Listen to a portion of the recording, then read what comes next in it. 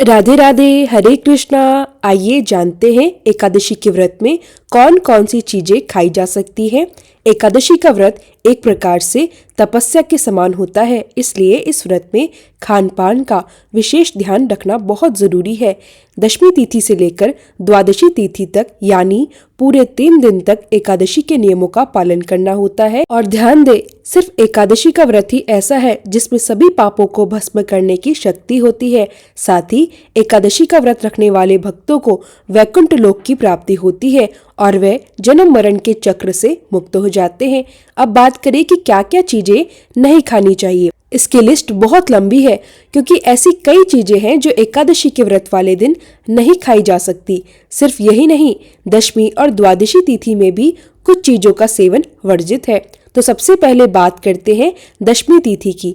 दशमी तिथि के दिन लहसुन, प्याज, किसी भी तरह का मांसाहार, मसूर की दाल, बैगन और अन्य तामसिक चीजों का सेवन बिल्कुल नहीं करना चाहिए। इसके अलावा दशमी तिथि को सूर्यास्त के बाद किसी भी प्रकार का अन्न ग्रहण करना मना है। अगर बहुत ज्यादा जरूरत हो तो आप फलों का रस, फल या दूध सूर्यास्त के बाद ले सकते हैं, लेकिन ध्यान रहे दशमी के सूर्यास्त के बाद अन्न ग्रहण करना वर्जित है। अब बात करते हैं द्वादशी तिथि की। द्वादशी को सुबह व्रत खोलते समय आपको सात्विक भोजन करना चाहिए। इसमें मसूर की दाल, बैगन, लहसुन, प्याज बिल्कुल शामिल नहीं होना चाहिए। द्वादशी तिथि में चाहे सुबह हो या शाम, भोजन हमेशा सात्विक ही होना चाहिए और कोशिश करें कि भोजन अपने घर पर ही करें। यह सबसे अच्छा होता है क्योंकि एकादशी का व्रत रखने वाले भक्तों को दशमी से द्वादशी तक किसी और के घर का अन्न, जल या फलहार लेने से बचना चाहिए।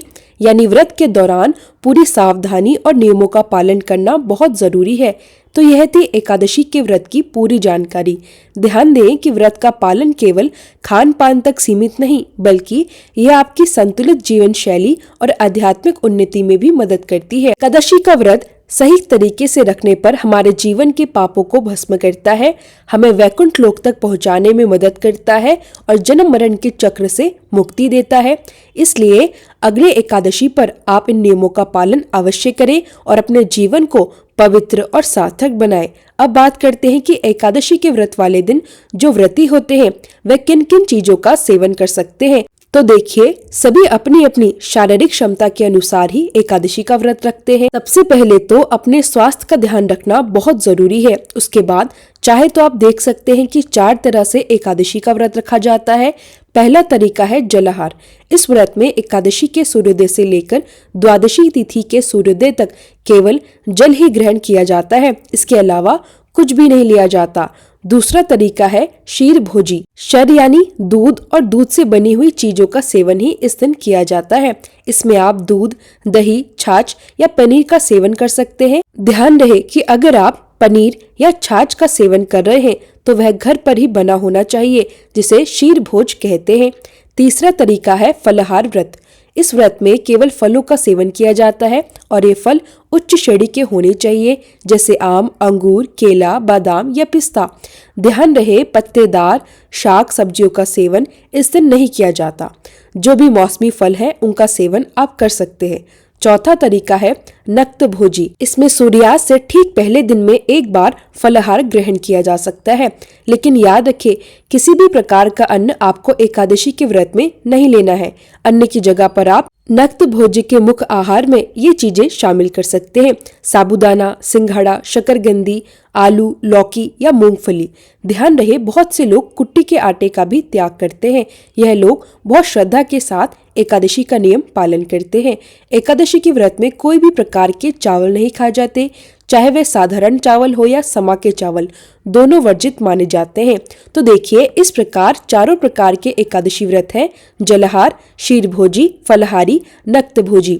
हर व्रती अपनी शारीरिक क्षमता और श्रद्धा के अनुसार इनमें से कोई भी तरीका चुन सकता है। तो कुल मिलाकर एकादशी के दिन सिर्फ वही चीजें ग्रहण करें जो व्रत में अनुमति है। अपने स्वास्थ्य का ध्यान रखें और श्रद्धा भाव के साथ व्रत करें। इस प्रकार से पालन करने पर व्रत का पूर्ण फल और सुख दोनों प्राप्त होते हैं।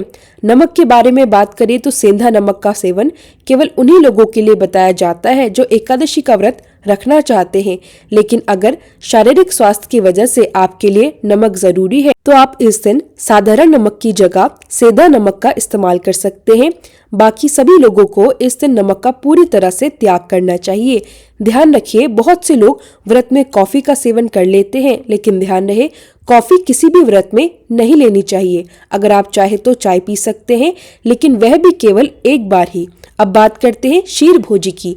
दूध से बनी चीजें जैसे कि दूध, दही, छाछ व्रत में ली जा सकती हैं। इसके अलावा अगर घर पर खोया, मक्खन या घी बना हुआ है तो उसे भी आप एकादशी व्रत में सेवन कर सकते हैं। जो लोग दवाइयों का सेवन करते हैं और एकादशी का व्रत रखना चाहते हैं, उनके लिए बहुत जरूरी है कि व्रत रखने से पहले अपने डॉक्टर से सलाह लें। सुनिश्चित करें कि आपकी दवाइयाँ शाकाहारी हो। कई एलोपैथी दवाइयाँ शाकाहारी नहीं होती। कुछ दवाइयों में ऐसी चीजें होती हैं जो किसी भी हिंदू व्रत में वर्जित मानी जाती है।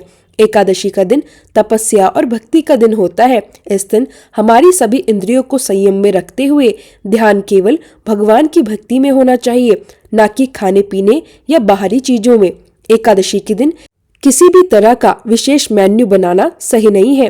व्रत में जितना भी आहार, जल या अन्य चीजें ली जाती है, उन्हें मितव्ययी और संयमित रूप से ग्रहण करें। इससे आप अनेक दैनिक कार्य निर्विघ्न रूप से कर सकेंगे। आपके शरीर में इतनी ताकत रहे कि आप भक्ति और नाम जप में कोई बाधा न आए। यदि जागरण करना चाहते हैं तो आपकी शक्ति और सामर्थ्य बनी रहे। इस दिन पेट भरकर किसी भी चीज का सेवन नहीं करना है, चाहे वह जल ही क्यों ना हो। तो ये थी पूरी जानकारी एकादशी के व्रत में क्या खाएं और क्या ना खाएं। अगर आपको यह वीडियो पसंद आए तो लाइक जरूर कीजिएगा।